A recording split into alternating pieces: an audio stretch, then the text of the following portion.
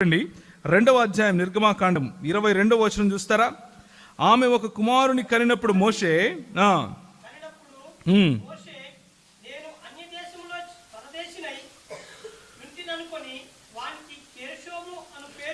Gershom అని పేరు పెట్టెను. ఇది ఒంటరితనము యొక్క అనుభవం. ఇంత గొప్పగా ఆశీర్వదింపబడినటువంటి ఈ వ్యక్తి ఏం చేశాడు అంటే, ఒకానొక రోజు తన చేతికి దేవుడు ఇవ్వవలసినటువంటి దేవుడు తన బాహువు ద్వారా ఇవ్వవలసినటువంటి రక్షణ మార్గాన్ని తన సొంతంగా సంపాదించాలి అనుకున్నాడేమో. ఎలా మారిపోయాడు? ఆఖరికి గెర్షోముగా మారిపోయాడు. అంటే ఒంటరివాడిగా మారిపోయాడు. 40 సంవత్సరాలు దాదాపు గొర్రెలు కాచుకుంటూ బ్రతికాడు. తన మామ ఇత్రో ఇంట్లో బ్రతికాడు. తన పిల్లలను పెంచుకోవడానికి బ్రతికాడు.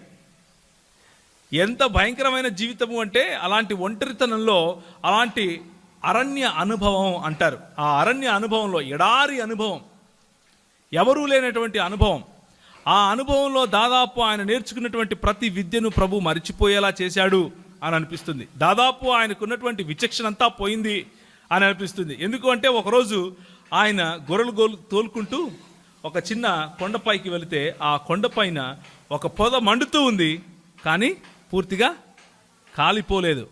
అక్కడ దేవుడు ఆ పొద నడుమ నుండి మాట్లాడటం మొదలుపెట్టాడు. అక్కడి నుంచి మొదలైంది ఆయన జీవితంలో మార్పు. సో మొట్టమొదటిగా నేను మీకు పరిచయం చేయాలనుకున్న నీటి అనుభవం ఏమిటి అంటే, ఈ నీటి అనుభవము రావటానికి ముందు ఒంటరితనం అనే అనుభవం తప్పకుండా ఉంటుంది.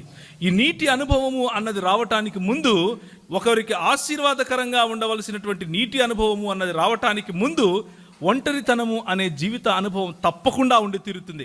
ప్రతి ఒక్క దైవజనుని యొక్క జీవితంలో జరిగేటటువంటి సత్యం ఇది. ఏమిటి అంటే, దేవుడు మనల్ని ఒకరికి ఆశీర్వాదకరంగా చేయాలి అని అనుకుంటే, దేవుని చేతిలో భయంకరమైనటువంటి, దేవుని చేతిలో ఒక మంచి యుద్ధోపకరణంగా మనం మారాలి అంటే, దేవునితో ఒంటరితనం అనే అనుభవం మనకు ఉండాలి.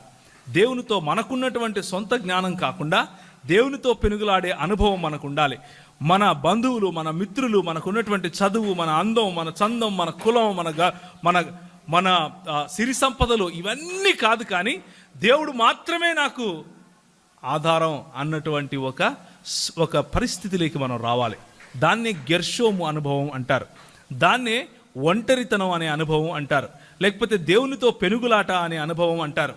యోసేపు జీవితంలో చూడండి, ఇది కనిపిస్తుంది. అబ్రాహాము జీవితంలో చూడండి, ఇది కనిపిస్తుంది. యోబు జీవితంలో చూడండి, ఇది కనిపిస్తుంది. యాకోబు జీవితంలో చూడండి, ఇది కనిపిస్తుంది. చివరికి మన ప్రభు అయినటువంటి యేసు ప్రభు వారి జీవితంలో చూడండి, ఈ అనుభవం మనకు కనిపిస్తుంది. హల్లెలూయా.